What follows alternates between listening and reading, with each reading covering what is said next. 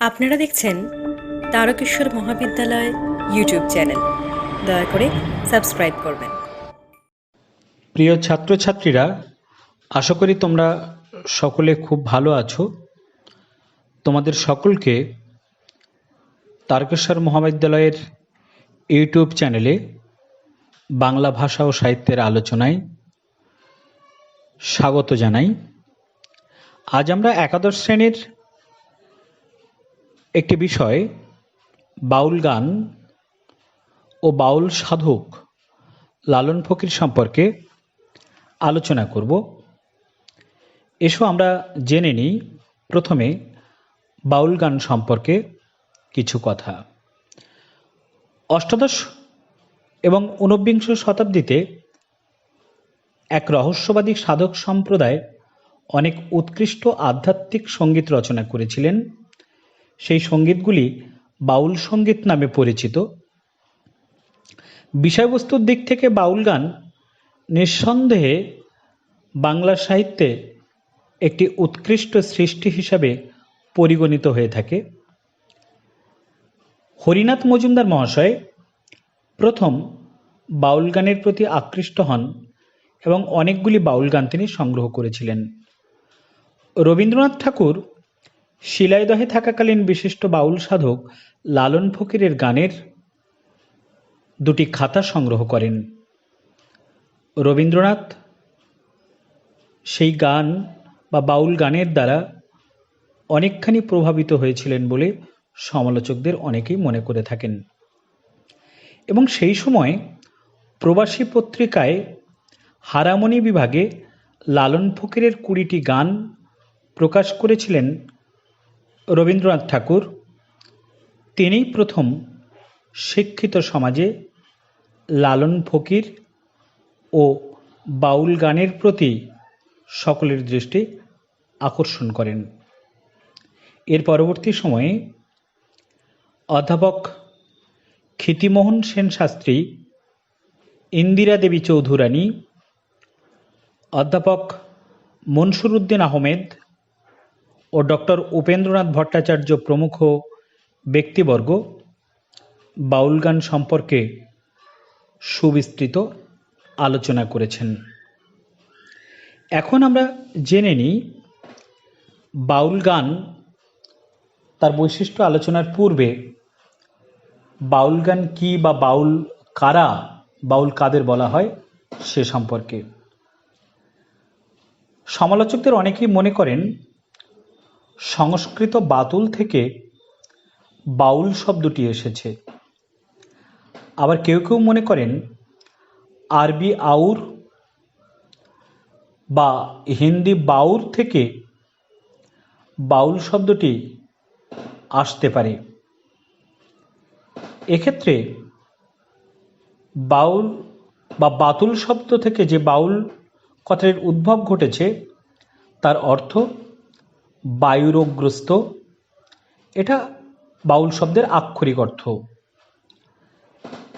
কিন্তু এই আক্ষরিক অর্থের বাইরে গিয়ে আমরা যদি একটু ভালোভাবে দেখি তাহলে বুঝতে পারব যে বাউল বলতে ঠিক কাদের বোঝানো হয়।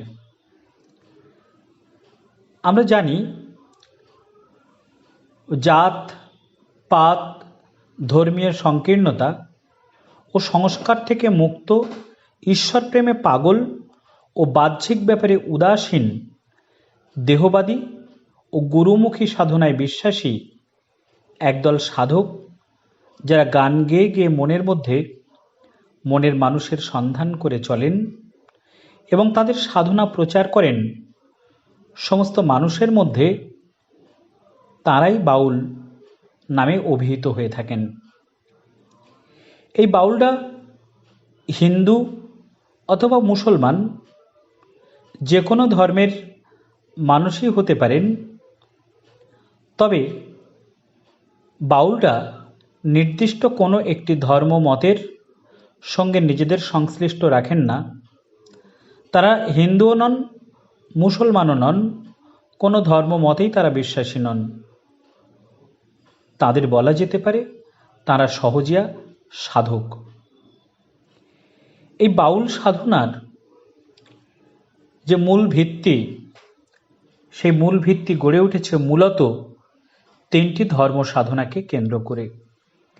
একটি বৌদ্ধ সহজিয়া সাধনা, অন্যটি হিন্দু বৈষ্ণব সাধনা, আর তৃতীয় সুফি সাধনার। এই তিন সাধনার সহযোগে বাউল সাধনার ভিত প্রস্তুত হয়েছে বলে মনে করেন সমালোচকরা। বাউল গানের একাধিক বৈশিষ্ট্য রয়েছে। বিশেষ করে বাউল সাধনার যে আধ্যাত্মিক তাৎপর্য, সেই তাৎপর্য লক্ষ্য করলে দেখা যায় তারা বিশ্বাস করেন দেহের মধ্যেই আছে অমৃত, অর্থাৎ যাহা আছে ব্রহ্মাণ্ডে তাহা আছে দেহভাণ্ডে। এই বিশ্বাস বাউলদের। দেহের মধ্যেই মনের মানুষের অবস্থিতি, আবার দেহ মন্দিরেই ভগবানের অধিষ্ঠান। এই জীবদেহে তাকে আবিষ্কার করতে হয়, আর জীবদেহের মধ্যে মনের মানুষ বা ঈশ্বরকে আবিষ্কার করার চেষ্টা করে থাকেন বাউল সাধক। আর একবার যদি সেই মনের মানুষের আবিষ্কার তারা করতে পারেন, তাহলে তাদের এই পার্থিব বন্ধন থেকে চিরতরে মুক্তি ঘটে। বাউল সাধনায় পৌত্তলিকতার কোনো স্থান নেই। সমাজ জীবনের কোনো গতানুগতিকতার মধ্যে এরা আবদ্ধও নয়। কৃত্রিম সামাজিক আচার সংস্কার, বিধিবিধান, লোকাচার, জাতি পাতি, শ্রেণীভেদ, বর্ণভেদ ও শাস্ত্র সংহিতা এরা অগ্রাহ্য করেছেন। তাই বাউল গানের মধ্যে আমরা শুনতে পাই, তাই তো বাউল হইনু ভাই, এখন বেদের ভেদ বিভেদের আর তো দাবি দেওয়া নাই। বাউলদের কাছে মনেই উপাসনার একমাত্র মন্দির। মনের মানুষ সেই মন্দিরের দেবতা। তিনি প্রথাগত মন্দির মসজিদ তীর্থে অবস্থান করেন না, তিনি অবস্থান করেন মানুষের হৃদয় মন্দিরে। কিন্তু মানুষ তা উপলব্ধি করতে না পেরে মন্দির মসজিদ তীর্থে ছুটে বেড়ান, তারা মক্কায় কাশী ছুটে বেড়ান। তাই বাউল সাধক মানুষের এই নিষ্ফল ছোটাছুটি লক্ষ্য করে তারা বলেন, আছে যার মনের মানুষ আপন মনে, সে কি আর জপে মালা, নির্জনে সে বসে বসে দেখছে খেলা। কাছে রয় ডাকে তারে, উচ্চস্বরে কোন পা গেলা। কাছেই তিনি রয়েছেন, তবু সাধারণ মানুষ বুঝতে না পেরে মন্দির মসজিদ তীর্থে তাকে খুঁজে চলেছে দিন রাত। বাউলরা সাধারণ মানুষদের এই প্রচেষ্টাকে কখনো সমর্থন করেননি, বরং তারা দেহ মন্দিরের মধ্যেই মনের মানুষের অনুসন্ধানের বিধান দিয়েছেন। বাউলের কাছে মন্দির মসজিদ, পূজা অর্চনা, রোজা, নমাজ, শাস্ত্রবিধি, জাতিপাতি, তীর্থভেদ ও প্রতিমা সবই নিরর্থক। মানবতাই তাদের সাধনার একমাত্র লক্ষ্য। তাই বাউল সাধক বলেন, মানুষ তত্ত্ব যার সত্য হয় মনে, সে কি অন্য তত্ত্ব মানে। মাটির ঢিবি কাঠের ছবি, ভূত ভাবি সব দেবার দেবী, ভোলে না সে এসব রূপী, ও যে মানুষ রতন চেনে। বা কাশী কিংবা মক্কায় যাও রে মন, দেখতে পাবে মানুষের বদন, ধ্যান ধারণা ভজন পূজন, মানুষই সব ঠাঁই। বাউল সাধকরা অজানা কোন অচিনপুরে মনের মানুষের খোঁজে বিরাগী হয়ে ছুটে চলেন। বাংলার রাঙামাটির পথ ধরে তারা এগিয়ে চলেন গান গাইতে গাইতে মনের মানুষের সন্ধানে। অন্তবিহীন সেই পথ, তাই সীমাহীন বাউলের যাত্রা সেই অনন্তের দিকে মনের মানুষের অনুসন্ধানে। আর রাঙামাটির পথ ধরে হাঁটতে হাঁটতে বাউলেরা গান গান, আমি কোথায় পাবো তারে, আমার মনের মানুষ জেরে, হারায় সেই মানুষে, তার উদ্দেশ্যে দেশ বিদেশে বেড়াই ঘুরে।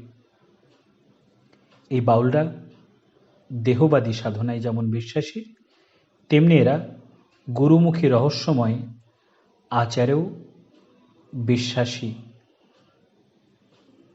এই বাউলেরা জাতপাত কিংবা ধর্ম ভেদাভেদ যেমন মানেন না, তেমনি নারী পুরুষকেও সমমর্যাদা দান করার পক্ষপাতী এরা। মন্দির মসজিদ উপাসনায় তারা বিশ্বাসী নয়। এ দেহেই যে আছে মুক্তির চাবিকাঠি, এটা তারা বিশ্বাস করেন। এবং তারা যেটা বিশ্বাস করেন, তাদের সেই বিশ্বাসের বাণীকে বাউলরা সর্বমানবের মাঝে ছড়িয়ে দেওয়ার চেষ্টা করেছেন।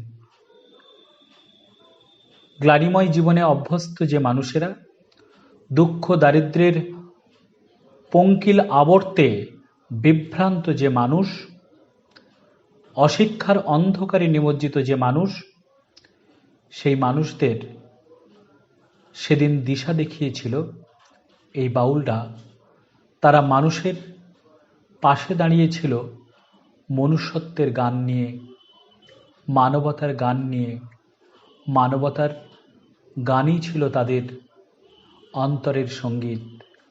আর প্রেমের বন্ধনে তারা বাঁধতে চেয়েছিল সমস্ত দিশাহীন মানুষকে, গ্লানিতে নিমজ্জিত মানুষকে, অশিক্ষার কুসংস্কারে আবর্তিত মানুষকে তারা মানবতার স্পর্শে, প্রেমের স্পর্শে জাগিয়ে তুলতে চেয়েছিল সেদিন। তাই বাউল গান বাংলাদেশের একটু বিশিষ্ট সঙ্গীত শুধু নয়, বাউল গান মানবতা জাগরণের ক্ষেত্রে অত্যন্ত গুরুত্বপূর্ণ একটি অধ্যায়। এবার আমরা আলোচনা করব বাউল সাধক লালন ফকির সম্পর্কে। এই লালন ফকির কে, লালন ফকিরের ব্যক্তি পরিচয় কি, তার সাধন পথের মতগুলি কি কি, সেগুলি সম্পর্কে আমরা এবার আলোচনা করার চেষ্টা করব। আমরা প্রথমে লালন ফকির সম্পর্কে বলতে পারি। লালন শাহ ফকির তিনি একাধারে সাধক, তাত্ত্বিক, দার্শনিক, ধর্মবেত্তা, কবি, গীতিকার ও সুরকার। তার সাধনা জীবনবাদী দেহতত্ত্ব নির্ভর, তবে তিনি ছিলেন প্রধানত তাত্ত্বিক। অধ্যাপক মোহাম্মদ আব্দুল হাই বলেন, তত্ত্বজ্ঞানী মহাজন হলেন লালন শাহ ফকির। আর লালন শাহ ফকির ছিলেন অসাম্প্রদায়িক ও মানববাদী একজন মানুষ। এই লালন ফকিরের জন্ম মৃত্যু সম্পর্কে যদি আমরা লক্ষ্য করি, তাহলে দেখব উপেন্দ্রনাথ ভট্টাচার্য তার বাংলার বাউল ও বাউল গান গ্রন্থে বলছেন যে লালন ফকির জন্মগ্রহণ করেছিলেন বাংলা 1181 সালে, ইংরেজি 1774 খ্রিস্টাব্দে, এবং তার মৃত্যু হয় বাংলা 1297 সালে পয়লা কার্তিক 1800 অর্থাৎ ইংরেজি 1890 খ্রিস্টাব্দের 17 অক্টোবর শুক্রবার। আজ পর্যন্ত আবিষ্কৃত লিখিত মুদ্রিত তথ্যের ভিত্তিতে লালনের প্রকৃত আয়ুষ্কাল মোটামুটি 116 বছর বলে থাকেন বাউল গবেষক পণ্ডিতবর্গ। তবে উপেন্দ্রনাথ ভট্টাচার্য যে জন্ম এবং মৃত্যু সন উল্লেখ করেছেন তাকে সমর্থন করেছেন অধ্যাপক শশীভূষণ দাশগুপ্ত, ডক্টর আনিসুজ্জামান ও ডক্টর সুধীর চক্রবর্তী মহাশয়। লালনের জন্ম সন নিয়ে বিতর্ক থাকলেও মৃত্যু সন নিয়ে সেভাবে কোনো বিতর্ক নেই। তবে তার জন্মস্থান নিয়ে বাউল গবেষক পণ্ডিতদের মধ্যে নানা মতভেদ লক্ষ্য করা যায়। তবে মোটামুটি আমরা বলতে পারি অবিভক্ত বঙ্গদেশের নদিয়া জেলার কুষ্টিয়া মহকুমার কুমারখালী থানার অন্তর্গত ছাপড়া ইউনিয়নের অধীনে গোরাই নদীর তীরবর্তী ভাঁড়ারা গ্রামে লালন ফকিরের জন্ম হয়। কোনো কোনো বাউল বিশেষজ্ঞ এই মত গ্রহণ করতে চান না, তারা অবশ্য আবার ভিন্ন মত দেন। লালন ফকিরের পিতামাতা পরিচয় দেখলে আমরা দেখব তিনি হিন্দু কায়স্থ পরিবারে জন্মগ্রহণ করেছিলেন। তার পদবী ছিল কর। তার পিতা ছিলেন মাধব কর এবং মাতা ছিলেন পদ্মাবতী কর। কথিত আছে বা জনশ্রুতি আছে, অল্প বয়সে লালনের বিবাহ হয়। তিনি সেভাবে প্রচলিত যে প্রাতিষ্ঠানিক শিক্ষা, সেই শিক্ষার তার ছিল না। তিনি পৃথিবীর পাঠশালায় স্বশিক্ষিত ও সুশিক্ষিত হয়ে উঠেছিলেন। বিয়ের পরবর্তী সময়ে আত্মীয়দের সঙ্গে বিবাদের জন্যে লালন ফকির ওই ভাঁড়ারা গ্রামে নিজস্ব যে পৈতৃক ভিটা, সেই পৈতৃক ভিটা ছেড়ে দাসপাড়ায় গিয়ে বসবাস করতে বাধ্য হয়েছিলেন মা এবং স্ত্রীকে নিয়ে। পরবর্তী সময়ে দাসপাড়ারই বাসিন্দা বাউল দাসের সঙ্গী হয়ে কয়েকজন প্রতিবেশীর সঙ্গে গঙ্গা স্নান ও তীর্থ ভ্রমণের জন্য লালন মুর্শিদাবাদ ও বহরমপুর যান। লালন তীর্থ সেরে গঙ্গা স্নান করে স্বগৃহে ফেরার পথে বসন্ত রোগে গুরুতর রূপে আক্রান্ত হন। রোগ ক্রমশ বৃদ্ধি পেলে অচৈতন্য হয়ে পড়েন তিনি। বসন্ত ছোঁয়াচে রোগ, তাই ভালো করে পর্যবেক্ষণ না করেই তার সহযাত্রীরা তাকে মৃত মনে করে এই ছোঁয়াচে সংক্রামক রোগের ভয়ে অতি দ্রুত কোনো রকমে তার মুখাগ্নি করে তাকে নদীতে ভাসিয়ে দেন। লালনের সংজ্ঞাহীন দেহ ভাসতে ভাসতে কালীগঙ্গা নদীকূলে এসে ভেড়ে।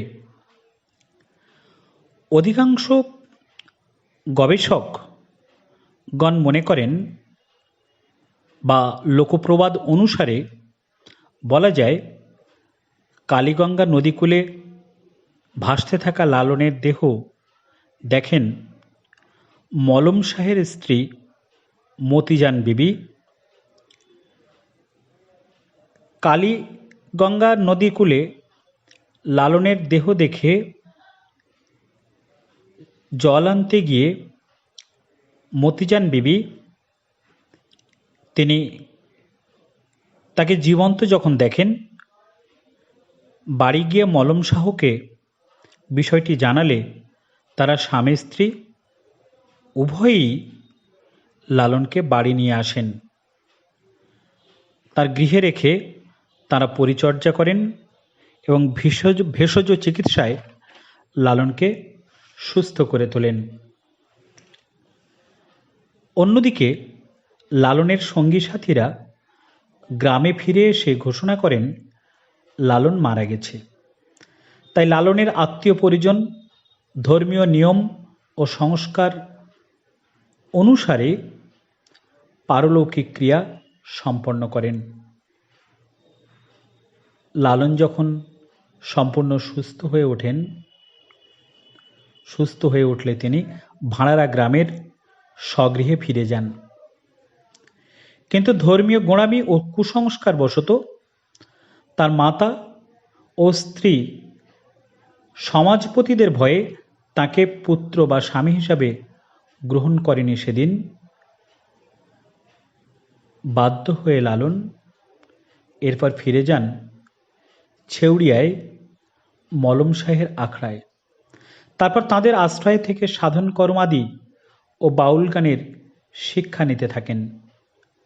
সমাজ সংস্কার বিচ্যুত লালন ধর্ম থেকে বিচ্যুত লালন জগত জীবন জিজ্ঞাসার জবাব খুঁজে পান সিরাজ সাঁই নামে এক তত্ত্বসিদ্ধ বাউল গুরুর সান্নিধ্যে এসে। লালন এই সিরাজ সাঁইয়ের নিকট বাউল মতবাদে দীক্ষা গ্রহণ করেন। সিরাজ সাঁই ছিলেন তার দীক্ষাগুরু। গুরুর নির্দেশে 1823 খ্রিস্টাব্দে ছেউড়িয়ায় বাউল আখড়া স্থাপন করে সেখানে বসবাস করতে থাকেন লালন শাহ ফকির।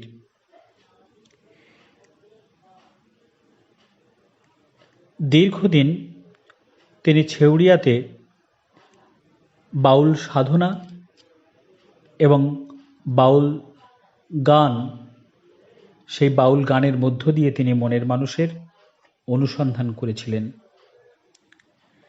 দীর্ঘ সাধন জীবনে তার শিষ্য সংখ্যা ছিল 10,000-এরও বেশি, আর গানের সংখ্যা অনেক গবেষকের মতে 4,000-এর বেশি গান রচনা করেছিলেন লালন ফকির। আবার 2008 খ্রিস্টাব্দের সমীক্ষায় লালন গীতের সংখ্যা পাওয়া যায় 12,006টি। তো মোটামুটি বলা যেতে পারে লালন ফকির 10,000-এর মতো গান রচনা করেছিলেন। ব্যক্তি লালন ফকির, তার এই যে ব্যক্তি পরিচয় আমরা জানলাম, এবার ব্যক্তি পরিচয়ের পর বাউল গায়ক হিসাবে তার ভূমিকা, মানুষ হিসাবে তিনি কেমন ছিলেন তার পরিচয় আমরা এবার নেব। লালন ফকির হিন্দু বা মুসলমান কোনো জাত ধর্ম তিনি মানতেন না, কারণ তিনি ছিলেন মানবতার সন্ধানী। তার মনে রাধা কৃষ্ণ মোহাম্মদ সব এক, যে রাম সেই রহিম, যে করিম সেই কৃষ্ণ। যেমন সব জল আসলে এক, কিন্তু গর্তে গেলে কূপ জল কয়, গঙ্গায় গেলে গঙ্গা জল হয়। তেমনি কোনো শিশু হিন্দু পরিবারে জন্মালে তাকে বলে হিন্দু, মুসলমান পরিবারে জন্মালে মুসলমান। আসলে সে মানুষ, এটাই তার আসল পরিচয়। এই মানুষকেই লালন ফকির তার গানে ধরতে চেয়েছেন। এই মানুষকেই জীবনভর লালন ফকির গুরুত্ব দিয়েছেন।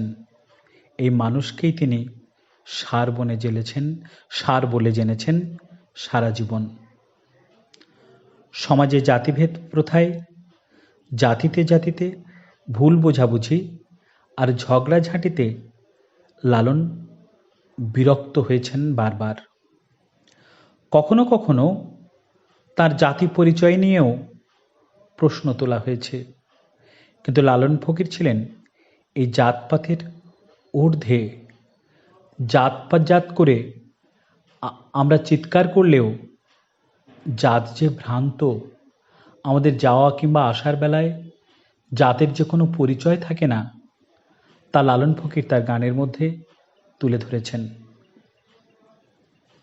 সব লোকে কয় লালন কি জাত সংসারে, লালন বলে জাতের কিরূপ, দেখলাম না এই নজরে, কেউ মালা কেউ তসবি গলায়, তাইতে কি জাত ভিন্ন বলায়, যাওয়া কিংবা আসার বেলায় জাতের চিহ্ন রয় কার রে।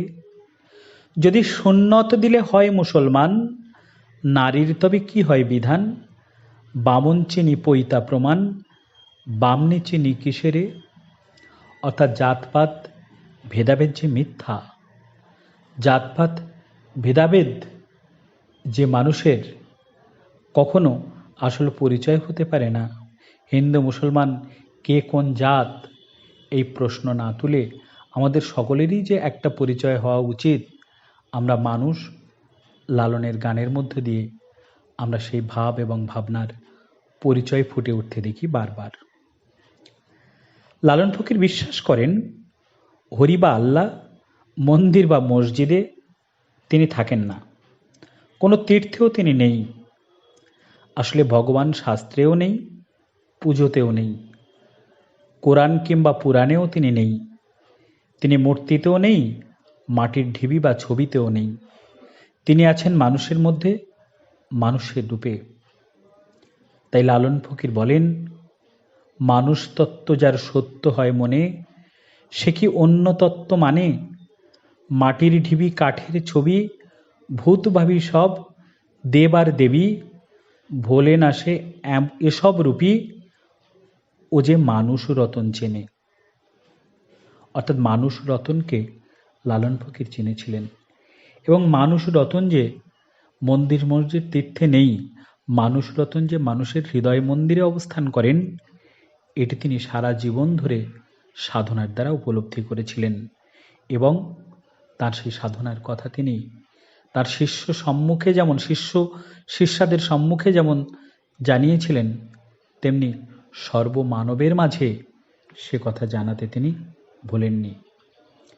লালনের বিশ্বাস ছিল বৈরাগ্যের পথ নয়, নিতে হবে জীবনের পথ। পরলোক নয় ইহলোক, ঈশ্বর নয় মানুষ। জপ তপ ব্রত উপবাস নয়, জীবনটাকেই ধরতে হবে জাপটে, তবেই পাওয়া যাবে মানুষ রতনকে। লালন বিশ্বাস করতেন দেহের মধ্যে রয়েছে অমৃত, যা আছে ব্রহ্মাণ্ডে তা আছে দেহভাণ্ডে। মানুষের দেহস্থিত রতনকে লালন অচিন পাখিও বলেছেন। তাঁর একটি বিখ্যাত গানে আমরা পাই, খাঁচার ভিতর অচিন পাখি কেমনে আইসে যায়, আমি ধরতে পারলে মনোবেড়ি দিতেম পাখির পায়ে। এভাবেই লালন ফকির সারা জীবন মনের মধ্যে মনের মানুষের তিনি অনুসন্ধান করেছেন, এবং মনের মানুষকে জেনেছেন বলেই তার কাছে সাধন ভজন আরাধনা দেবদেবী শাস্ত্রগ্রন্থ সবই অর্থহীন হয়েছে। আর আপনাকে আপনি না চিনলে, লালন বলেন, আপনাকে আপনি চিনতে হবে। আপনাকে আপনি যদি না চেনা যায়, তাহলে অন্তিমকালে নাই রে উপায়। চিনি খেতে হলে অন্তরের মধ্যে সেই ভাণ্ডারে সন্ধানে ব্যাপৃত থাকতে হবে। ঘর ছেড়ে ধন বাইরে খোঁজা, বয়সে যেমন চিনির বোঝা, বলদ সে যেন ছাই। অর্থাৎ প্রকৃতকে, অর্থাৎ দেহের মধ্যেই যে অমৃত আছে, সেই অমৃতকে জানা, সেই দেহস্থিত রতন পুরুষকে জানা, সেটাই ছিল লালন ফকিরের সারা জীবনের সাধনা। তার গানে যেমন মানব মহিমা কীর্তিত হয়েছে, তেমনি তার গানের ভাষায় ও সুরে হিন্দু মুসলমানের কণ্ঠ মিলেছে। সেখানে কোরআন পুরাণে ঝগড়া বাঁধেনি। অসাম্প্রদায়িক চেতনা ও মানব ধর্মে উদ্বুদ্ধ লালন সম্প্রদায় সম্প্রীতির প্রবক্তা ছিলেন। তাই তার শিষ্যাদের মধ্যে হিন্দু যেমন রয়েছে, তেমনি মুসলিম শিষ্যাও লক্ষ্য করা যায়। রবীন্দ্রনাথ ঠাকুর লালনের গানে বিশেষভাবে মুগ্ধ হয়েছিলেন। বিশেষ করে লালনের মানবিকতা বোধ রবীন্দ্রনাথকে আকৃষ্ট করেছিল। তাই মানবতন্ত্রী কবি অক্সফোর্ড বক্তৃতায় দ্য রিলিজিয়ন অফ ম্যান এই বিষয়ে বলতে গিয়ে লালনকে তিনি উপনিষদের ঋষির সঙ্গে তুলনা করেছেন। আবার একইভাবে প্রবাসী পত্রিকার হারামণি বিভাগে লালনের গানকে তিনি প্রকাশ করেছেন। প্রকাশ করে বাউল সাধকরা যারা নিভৃতে আপন সাধনায় নিমগ্ন, তাদের ভাবনাকে, তাদের সাধন পদ্ধতিকে, তাদের মানবতার আদর্শকে শিক্ষিত সমাজের সামনে নিয়ে এসেছিলেন রবীন্দ্রনাথ।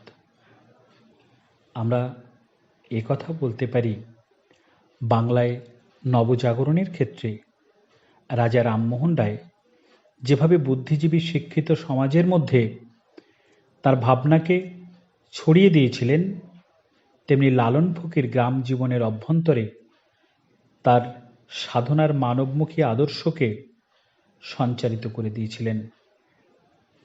জাত, ধর্ম, বর্ণ, সম্প্রদায় নির্বিশেষে সকল শ্রেণীর মানুষকে মনের মানুষ খোঁজার কথা বলেছেন লালন ফকির।